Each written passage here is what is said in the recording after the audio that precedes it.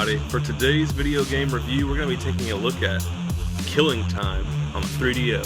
Now, this game was released in 1995 by Studio 3DO for the 3DO home console, and we're going to be taking a look at this strange and unique first-person shooter today.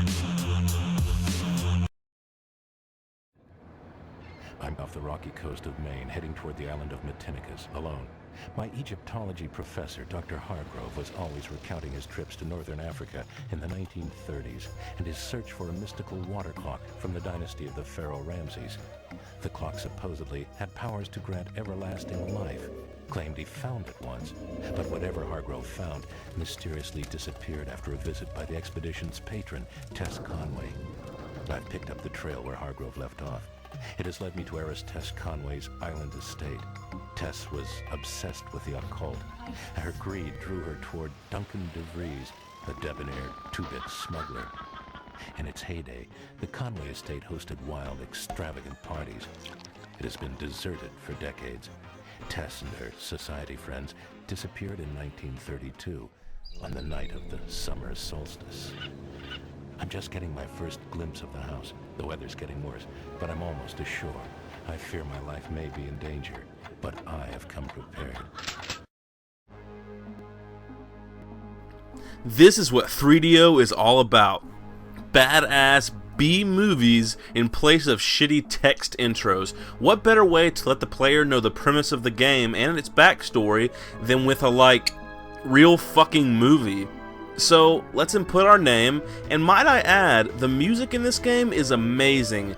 3DO often boasts their CD quality sound and music. Well, they aren't lying, and it's great.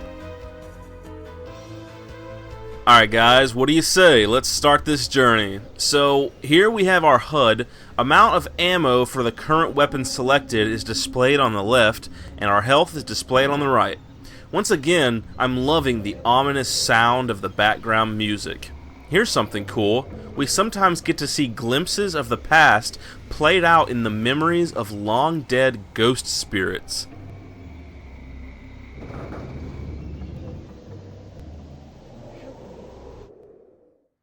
I'm gonna need you down at the dock tonight. We're expecting another shipment of arms. Well, boss, where am I gonna put all this stuff? I mean, the storage room is almost full. I can't even walk in there. Guess you'll just have to stash it around the grounds. Well, I don't like it. I mean, booze was one thing, but guns, I don't know. Quit worrying, Mike. Our new associates from Chicago will be here this evening to take the guns off the island. They will pay us handsomely for the arms. They have new contacts. We can expand. This is only the beginning. So cool. I totally dig the graphics. They look nice. Textures are good, and they give a good, spooky, and long-forgotten feeling. One thing I will say, though, is that the controls are kind of slippery, and you seem to turn around and spin too quickly, but it is something that's able to be mastered over time. So, here's an evil duck, and it's obvious we need to fuck it up. And, oh my god, you can fucking step on the duck so you don't have to waste your ammo, and you can hear its bones crushing beneath your foot with a as it breathes its last breath.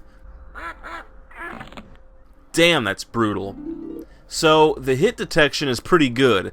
It is, to a degree, forgivable, as you don't have to be aiming dead on at the enemy. You can be off a little bit and still hit them, and in this style of FPS, that's a good thing. As we kill enemies and explore the map, we find health and ammo pickups. Now, let's move on into the mansion itself.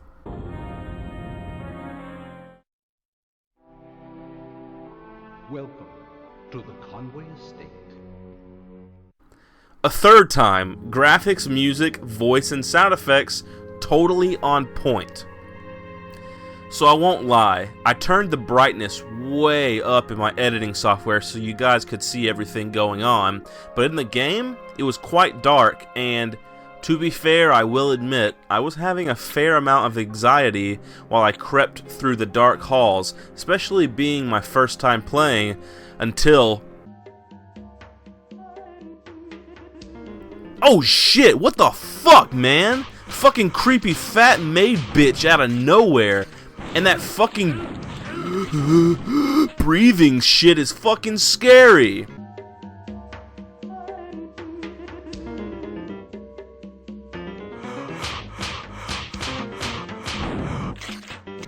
Well, eventually the fear wears off and this game just becomes a really brutal, balls to the walls shooter.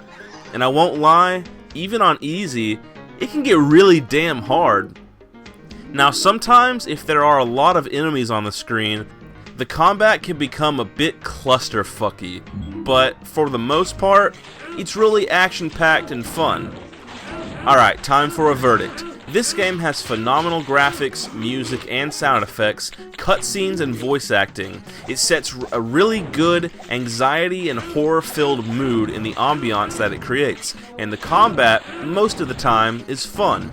The speed at which things happen, the fact that the game can lag up a bit when there's a lot of enemies, and how slippery the controls are a definite drawback, but they aren't game-breaking. And so, I'm going to give this game a solid 7.5 out of 10.